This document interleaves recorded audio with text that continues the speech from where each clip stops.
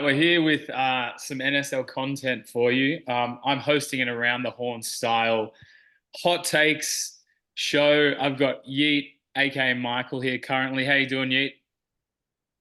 Uh, I'm getting over being sick currently, but besides that, I'm doing fine. But So, as long as your paces are good, the health doesn't really matter, right?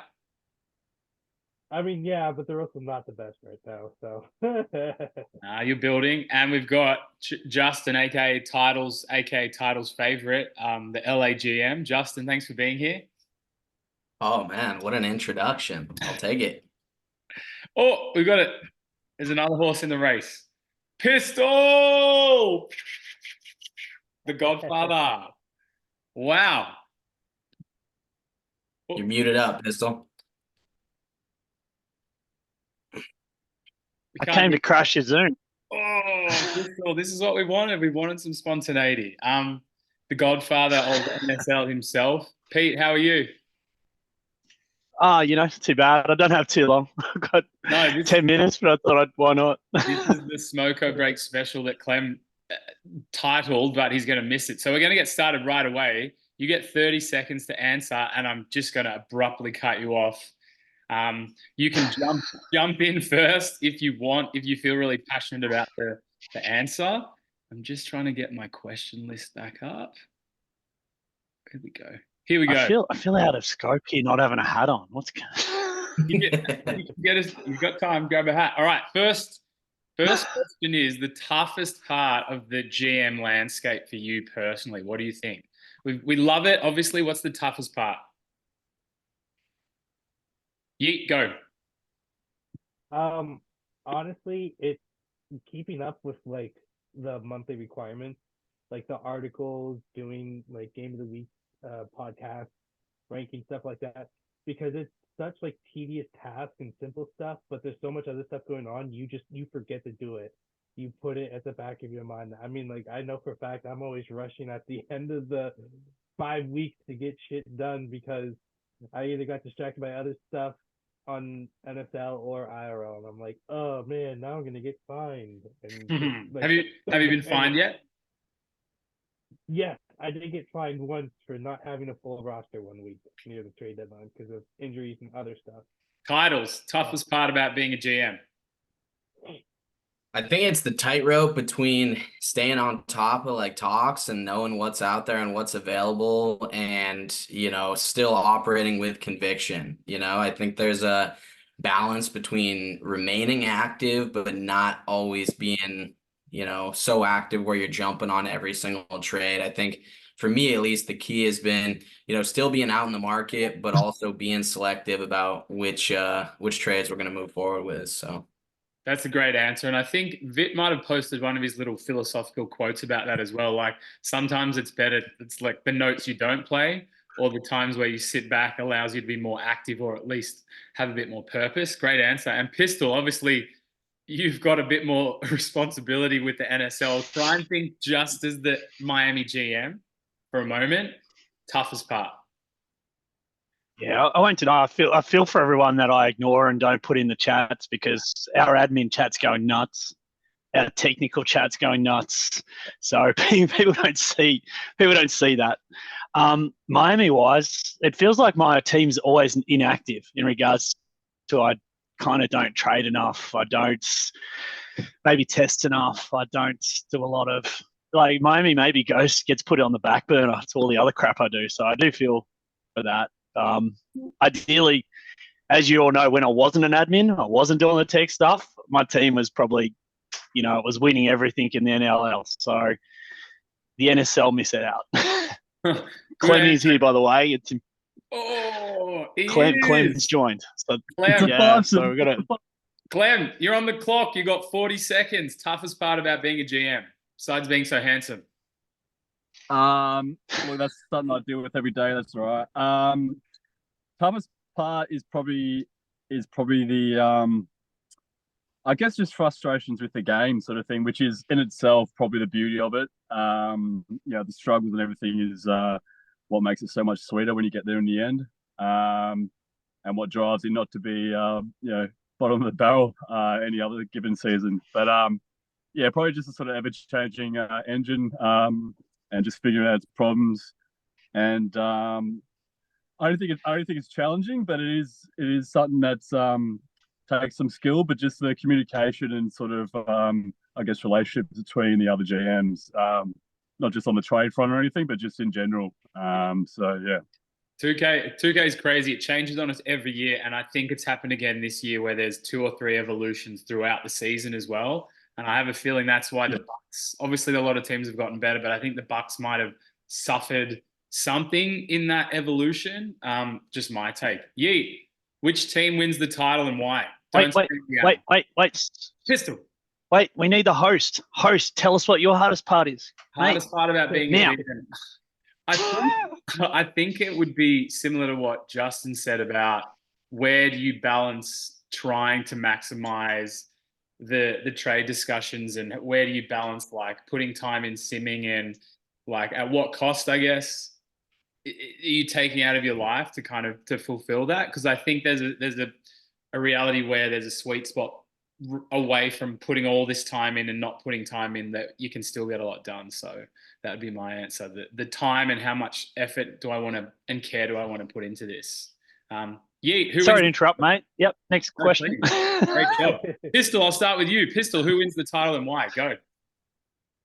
Oh, mate, you can't cut past Shy, can you? But realistically, that Lakers team looks crazy. And I don't know, there's a few. Lakers looks awesome. Milwaukee look awesome. And I say Timberwolves look awesome, but I'm going to go Bucks. Bucks. Yeet, who wins the title and why? Listen, I picked them in the preseason, and I'm still picking them now, even though I helped them get better. I don't see a team beating Utah. That Harden and Bede combo is just nuts as long as he can stay healthy. I don't see anyone even out west. Sorry, Justin, but I don't see anyone getting past Utah when they're healthy. Titles. Why are you going to win the title? I'm gonna win the title because nobody can match up with us, man. You're seeing Cade kill teams right now. You know, you gotta guard Curry, you gotta guard Durant. Cade's gonna eat. We had our most balanced game of the season just this morning versus Toronto. You know, everybody was scoring, I think, over 15. Everybody's doing so efficiently. It's just kind of whoever you can't guard will kill you with. So that's what I think. Man, that sounds like the bloody acceptance speech. You got to write that down. That sounds great. Just remember, when you get the title, it still takes 6 months for us to put it up on the homepage. Yeah, you'll get it. You'll get the banner right when the next playoffs are starting. It's a tradition now. Klemm, who wins the title? My pick all year, and it still remains the same, being Ethan. It's not just the buddy pick. I just think he's right at the peak of his sort of powers and everything, and he's done the sort of slow build into where he is at the moment. I just think they match up really well against pretty much any team, both in the front court and also obviously Jimmy to tag on anyone that you want. Guys like Melton and the pickup with DFS was huge. Lakers have got so much firepower. I'm going to sort of just take them down a notch, just for the experience side of things. And they'll be able to score 130, but it's about stopping the other team from scoring that. Bucks, you can't go past them. They've been strong all year. Utah, one of those teams where like they have a star go down, they still stay consistent, which is a credit to him. And you sort of forget that they've got Embiid coming back, so then it's kind of hard to be like, Utah aren't in it with a chance. But it's great to see there's sort of 3 or 4 teams, which is pretty realistic, opposed to whoever's being led to slaughter against yourself or JJ in the past. So Ethan, how good is it that it's not Nelson Joel in the team in that conversation once? Okay. Joel's there with 21st in the bank. He's going to be there next season. He's there whenever he wants. Look, it makes me sick to my stomach. But I agree with the 6 or 7 teams that can make it. Man, I think it's the zombie Spurs. It makes me so fucking sick. And anyone who's been around the NSL for more than a year knows how much I hate them, like with an absolute passion. That's your pick. He just wins. Like, it just fucking happens. He just wins. Has he got enough, though? Has he got enough?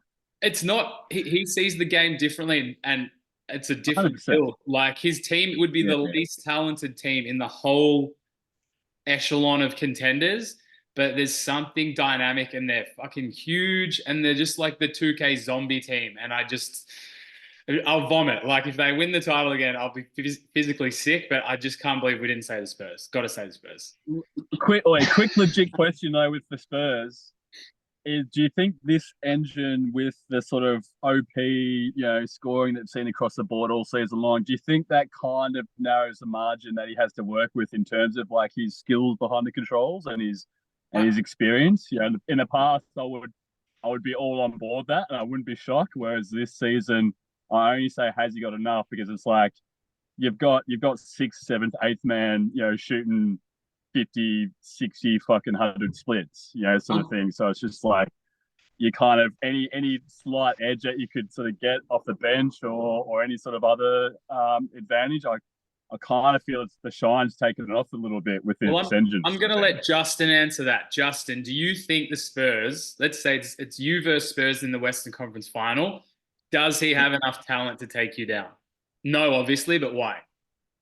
Well, I was going to say, I mean, all the teams that were mentioned outside of the Bucks, who we're 1-1 against, that's the only team who's got anything better than or anything at a 500 record against the Lakers. So, I think a lot of people would be surprised to know that I'm not doing too much tinkering yet. I didn't even match up defensively with the Bucks in this second matchup after some of these guys got healthy. So I got some tricks that I'm leaving for when they count. With regards to that specific situation, I mean, I don't know. I don't think that we match up that well against the Spurs, but we've beaten them 3 times this year. So obviously Durant on Giannis is good for us. I don't think, J-Rue is his main attribute to the game and his additive is his defense. And I don't think that he can, he'll slow down Curry, but he's still going to get 25. Yeah. So I'm not overconfident about my matchups with the Spurs or the Wolves, but I got to play a little bit of that Yeet, bring a little bit of that confidence, a little bit of that fire to the league. So absolutely, you've been an absolute breath of fresh air. Thank you, great answers. We're going to start with Yeet because we have not heard from him in a little while. I'm not going to say who's your favorite GM. Who's a GM that has something that you enjoy, something that they bring to the fold in the NSL? So don't think favorite, think what is an attribute that someone brings that you really like. Oh, it's Shams because we're constantly talking shit to each other. Yeah.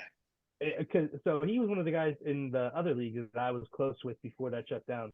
So as soon as I came in here, we're constantly talking to each other. We're getting each other advice on like trades and whatnot, potential signings, like other teams we're talking about.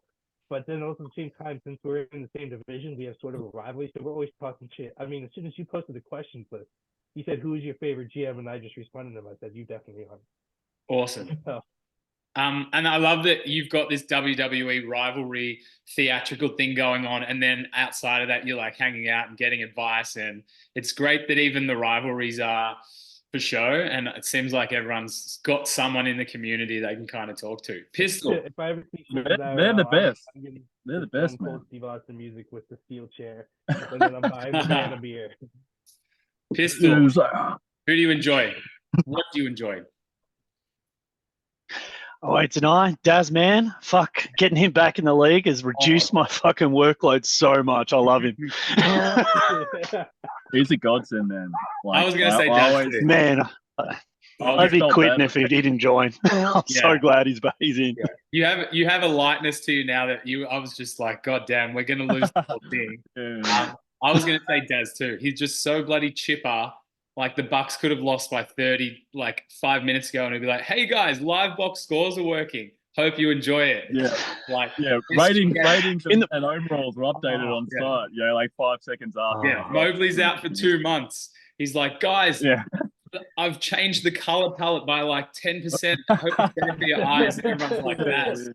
Do you know the amusing thing with that live score one? It was one line, and we looked freaking everywhere for it, and it's taken crazy. And Daz, he kept asking and found it.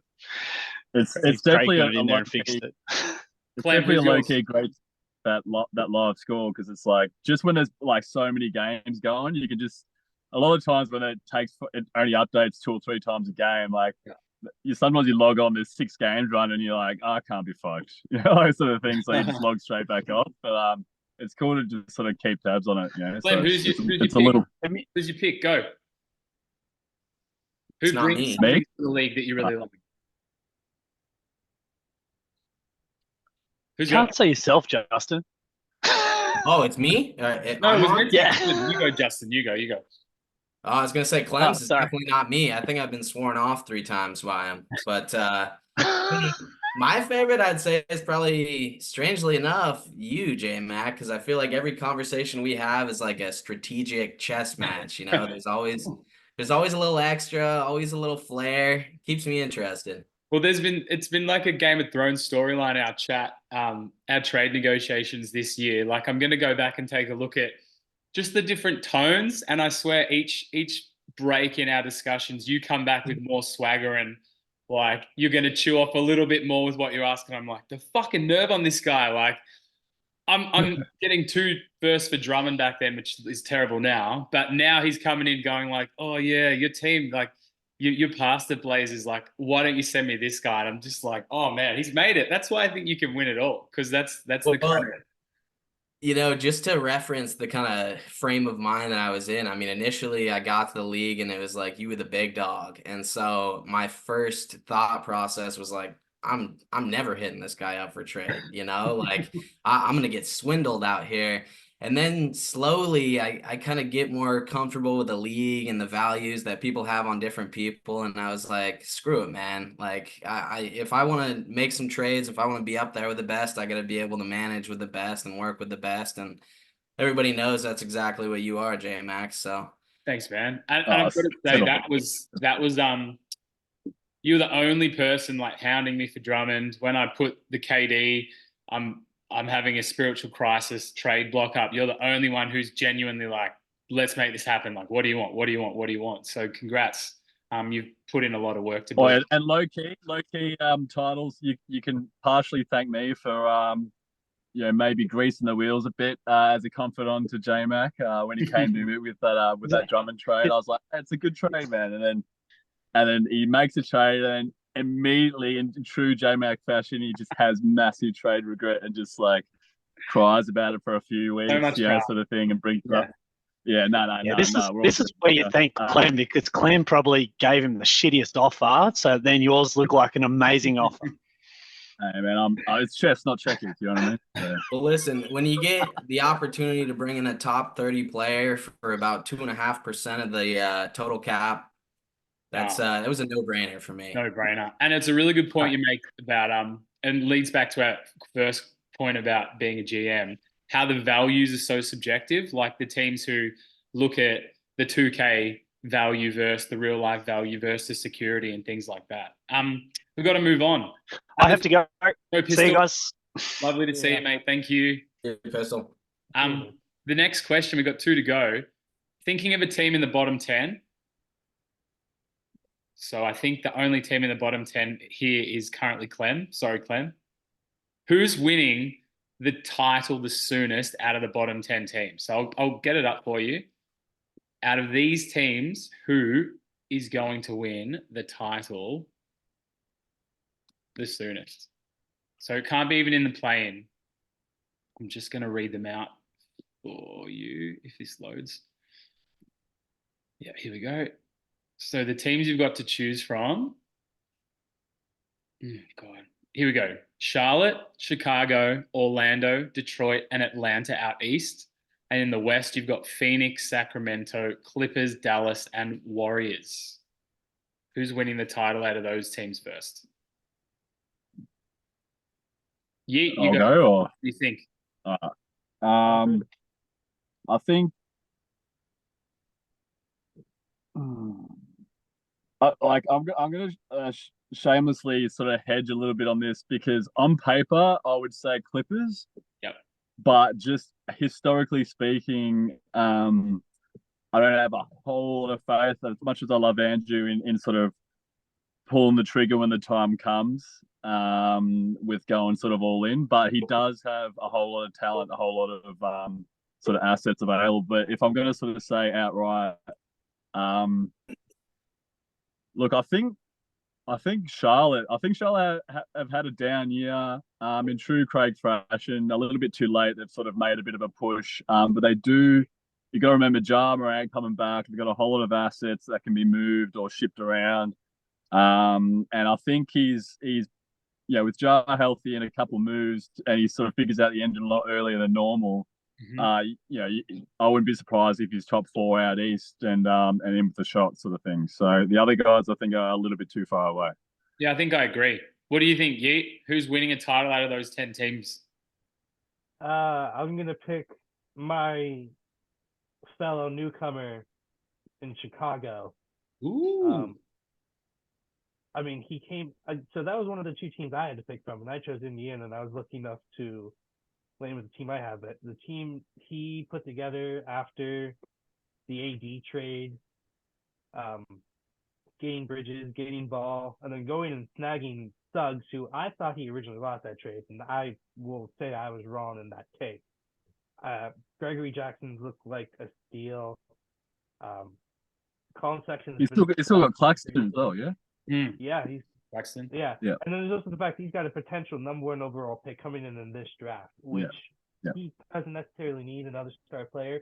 He needs another big to pair with Claxton, and he can get that in this draft. I think he just makes a couple of minor moves and gets a healthy and look mellow. I'm sure he's praying every night to the NSL gods and NBA gods you can stay healthy. I could see Chicago winning an NSL title. Yeah, I know. They mark to pull out tires. Yeah. Titles. Who do you think out of those 10 teams? I think Craig on paper probably has the closest team. Jonathan, I like the moves he's made in Chicago. I'll highlight somebody who nobody's talked about yet, specifically because of their NSL history. I think only one of those GMs has really won on a large scale that's in that group, and that's Detroit. He's got something brewing with some young guys there. They're lengthy. They can play some defense. I mean, I think they could upgrade on Anthony as a major scorer. And then, maybe a big man, but who knows, with Robert Williams coming back, very impactful 2K guy next year. I think they could be fighting for, a 6 to 10 playoff spot as soon as next season out east, maybe even higher. Crazy perceptive. And this is why your team's on the precipice of potentially winning a title, because that stands out so clearly to me as well, that's someone who had multiple finals appearances, the Pistons, and they nailed the draft. They got a Thompson twin. They got Brandon Miller. They've come out so shiny and on top after that draft. So I think I'd pick Pistons as well. I like the Charlotte pick. I like the Chicago pick, and I'd probably go with Pistons actually. But all East teams, obviously, because it's a much kinder route up the mountain than in the West, where you currently have Oklahoma City Thunder in the 9th spot, missing the playoffs, which is pretty crazy. I will say there should be a shout out given to Lattice. I think he's made some really interesting moves here in the second half of the season. Get younger, get some guys that, in my opinion, have star potential. Of course, everyone differentiates, but I think he's building something quite interesting down there too.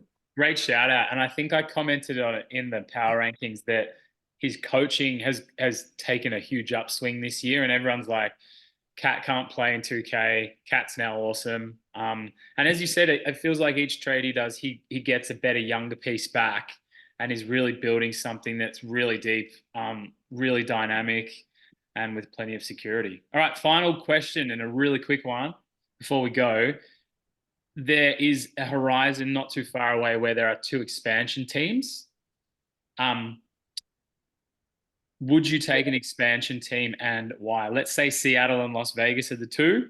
Would you take one, and why? Klemm? Who's gone? Look, I you know me, JMAC. I'm sort of ride or die, and it's not not solely out of a sense of sort of being too proud or ego or anything, but just in the state that I've put my team, I wouldn't feel right about jumping ship and not at least setting the team up well enough for another GM to come in who may very well be pretty inexperienced. And yeah, I just wouldn't feel too good about that. But yeah, I would definitely lose sleep over it. It would be super interesting how the league sort of circumvents that and sort of with setting the team up and how are they going to sort of get additional draft picks, or is it going to be a redraft or whatever? That's going to be I'm going to be really looking forward to how they address that. But I would stay firm, not because of the opportunity, just because I'm ride or die, all in or bust. Duty, So an honourable duty to your Kings. I don't feel good about it. So, Title's obviously hard to consider at the moment because you're so invested in this team that's really good. But would you ever entertain getting rid of the purp and yellow?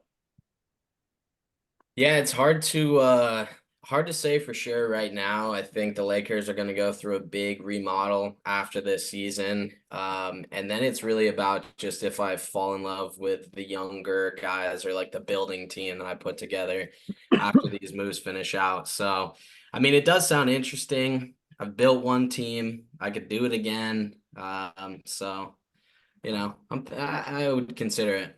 TBD. Yeet, what about you? Would you ever let Wemby go in pursuit of building your own entirely new, I guess, roster rebuild? Hell no. Hell Yeah, no. that's the answer. No, I'm not. Can I bring Wemby with me like a +1? dude, I'd petition for you to get the fuck out of the league if you did, man. I'd respect you way less if that was the case. But no, I wouldn't. Just from a more logical standpoint, if you know how the rules work when it comes to an expansion team, it's one thing if you wanna and you have fun rebuilding, but if you're going from a good team to a team that's not going to be worse, I don't want to go through the angus of the building blocks again and taking the time to put a winning team together. But yeah, no, because I don't want to leave Wembanyama. Yeah, Because fair. he's And Wembanyama. and that's the right answer. And I honestly just feel like I'm too loyal to my team to consider it at the moment. Even when we switched over from NLL, like I was Celtics there for 8 years or so. And when we first moved to NSL, I was Celtics and my brother was Portland. And I've gone for Portland my whole life. And it was the weirdest thing. I asked him, did he want to swap teams? And getting Portland and he got Celtics. And I was like, I've made the wrong mistake. I've made the wrong call. Like, I'm Celtics forever. Like, and now I just can't imagine not being the Portland GM. So it'd be a massive challenge. And as you said, you'd have to be super patient because you're going to get every team's dregs. And then you're just going to have to nail those draft picks and see what happens. We did it. And it took us under half an hour, which is amazing. So, gentlemen, thank you for being a part of the first NSL Around the Horn, and Pistol with the surprise little featuring. He might even get in the title of the video. Yeet, thank you. Go Pacers. Justin, Lakers. I think you can do it, baby. Klemm, I love you. Have a good day, everybody. Yeah, thanks, mate. See ya. Very Cheers, awesome. fellas.